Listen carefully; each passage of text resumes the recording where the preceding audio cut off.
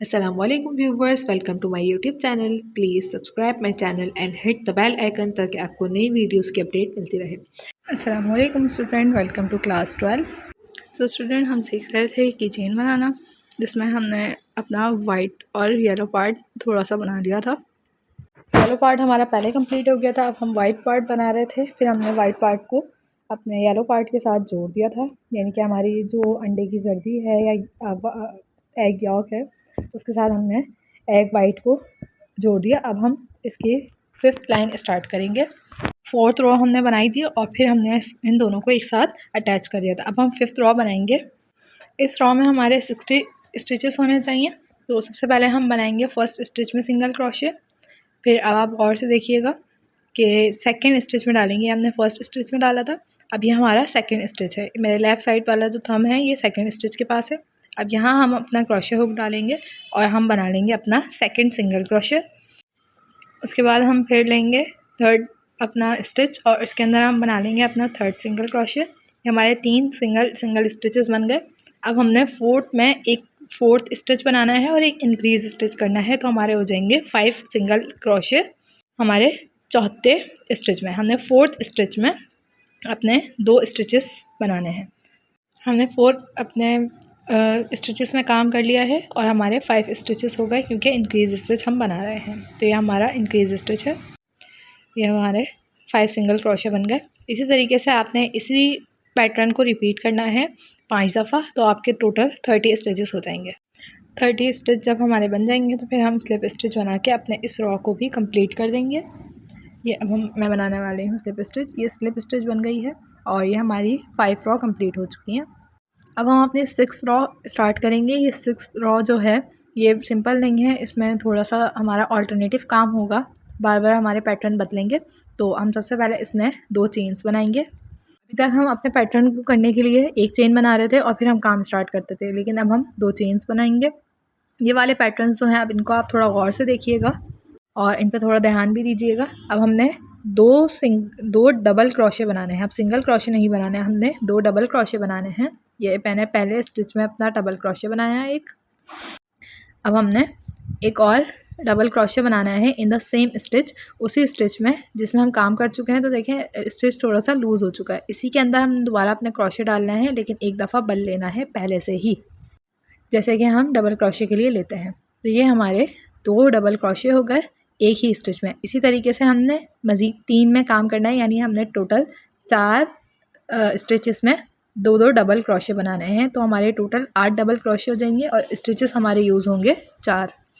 ये देखिए हमारे 8 स्टिचेस बन चुके हैं। अब हम इसको काउंट कर लेते हैं। 1 2 3 4 5 6 7 8। मैंने थोड़ा आगे से यू कर लिया था, काउंट कर लिया था, लेकिन हमारे पूरे 8 स्टिचेस ही मौजूद हैं। मैंने दोबारा काउंट करके देखा है। अब हम अपने सिंगल क्रोशे बनाएंगे। डबल क्रोशे बना लिए हमने 4 स्टिच में। अब नेक्स्ट 4 स्टिचेस में हम अपने सिंगल क्रोशे बनाएंगे। और ये जो हमारे काम में ऑल्टरनेशन आ रही है, हमारे स्टिचेस में ऑल्टरनेशन आ रही है, ये इस वजह से है कि हमारे जो अंडे की शेप होती है वो बिल्कुल सर्कल नहीं होती, बल्कि इरेगुलर शेप होती है। तो वही इरेगुलर शेप देने के लिए हम अपने स्टिचेस को ऑल्टरनेट कर रहे हैं कि कभी हम डबल क्रोशे बना रहे हैं और कभी हम सिंगल क्रोशे बना रहे हैं। तो आप ये देख लें, अब हमारे जो अंडे की शेप है उसमें थोड़ा सा ऑल्टरनेशन आ गया है कि एक तरफ से थोड़ा ज़्यादा बड़ा हुआ है और एक तरफ से कम बड़ा हुआ है। अब हम दोबारा डबल क्रोशे की तरफ मूव करेंगे और अब अगले 4 स्टिचेस में हम दोबारा 8 डबल क्रोशे बनाएंगे, यानी हर एक स्टिच के अंदर 2 डबल क्रोशे बनाएंगे। चेन 1 हमने करनी है और उसके बाद फिर हमने लूप लेकर डबल क्रोशे बना लेना है और एक स्टिच में हमने 2 डबल क्रोशे बनाने हैं। इस तरीके से हमारे 4 स्टिचेस के अंदर 8 डबल क्रोशे हो जाएंगे। ये हमारे 12 स्टिचेस में हम अपने काम कर चुके हैं। अब हम आगे के 3 मज़ीद स्टिचेस में सिंगल क्रोशे बनाएंगे। सिंगल क्रोशे बनाने का तरीका सेम है और उसके बाद फिर देखते हैं क्या करना है। ये हमने अपने 3 सिंगल क्रोशे बना लिए। अब दोबारा हम चेन 1 लेंगे और अब दोबारा हम डबल क्रोशे बनाना शुरू करेंगे।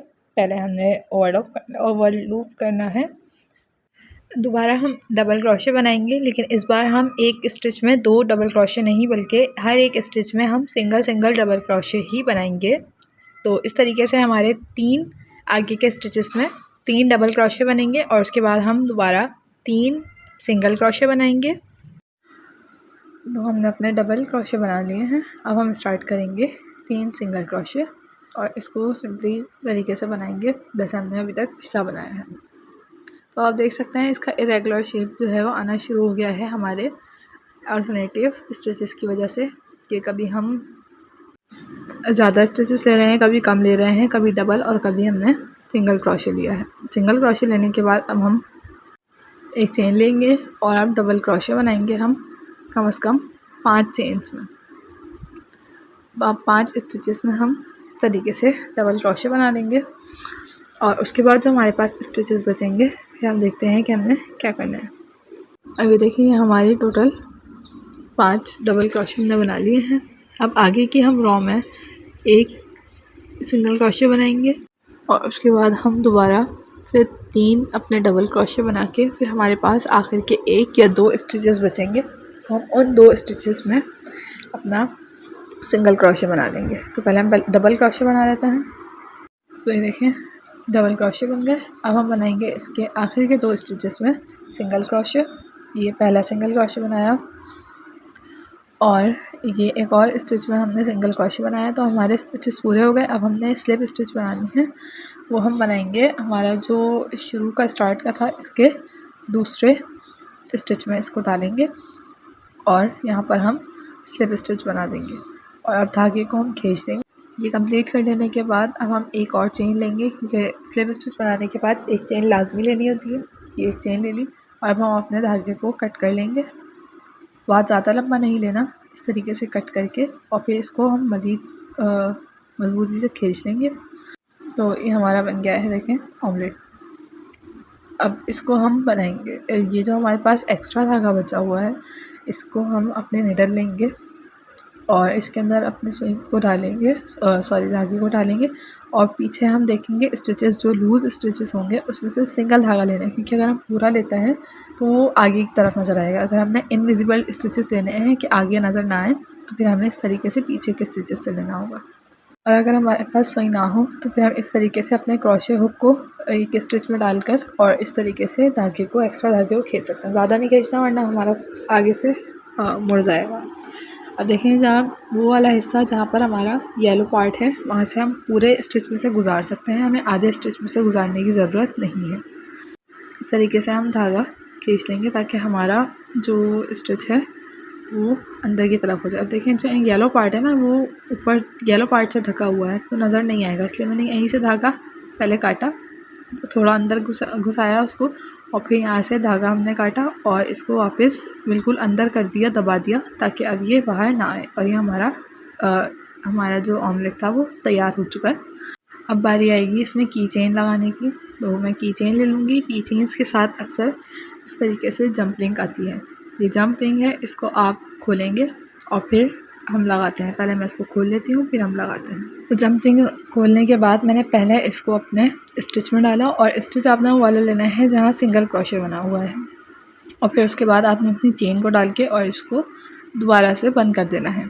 और अब हम देखें तो ये हमारा जो ऑमलेट है इसके अंदर जो हमारा येलो पार्ट है ये थोड़ा सा उभरा हुआ है और इसकी वजह से रियलिस्टिक भी लग रहा है। और ये उभार उसका इस वजह से आ रहा है कि हमने इसको 4 रॉ बनाने के बाद एक रॉ हमने बिल्कुल सेम उसकी बनाई थी तो इसलिए थोड़ा उभर गया, यानी कि हमने 24 हमारी 4th रो में 24 स्टिचेस थे, हमने एक रॉ जो है मज़ीद 24 स्टिचेस की बना दी ताकि थोड़ा सा उभार आ जाए, थोड़ा सा ये कटोरी के शेप में आ गया, थोड़ा सा उभर गया।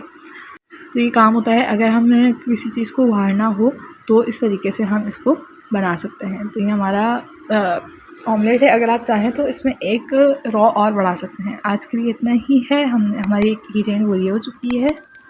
वीडियो अच्छी लगी हो तो लाइक कर दिएगा। अल्लाह हाफ़िज़।